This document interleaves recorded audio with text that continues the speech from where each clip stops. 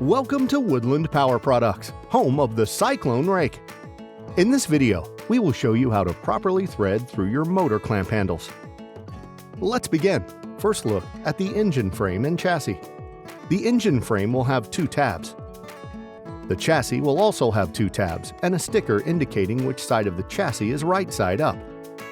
When oriented properly, the chassis will have two tabs at the top of the frame. These will align with the engine frame tabs.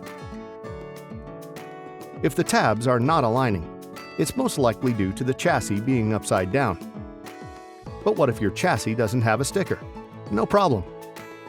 There are three easy ways during assembly that will indicate your chassis is upside down. First, if you try to put your engine blower unit on the chassis, you will notice the tabs don't line up. Second, your motor clamp handles will not be able to secure the two tabs. And third, you'll notice there is a distance between the engine frame tabs and the chassis tabs. If this is the case, your chassis is upside down and it needs to be flipped right side up. After the chassis is assembled right side up, reinstall the engine blower unit. And that's it. Both sets of tabs are aligned. Your motor clamp handle should thread through easily now. Thank you for watching. If you're still having problems, please contact our dedicated customer service team via email or phone.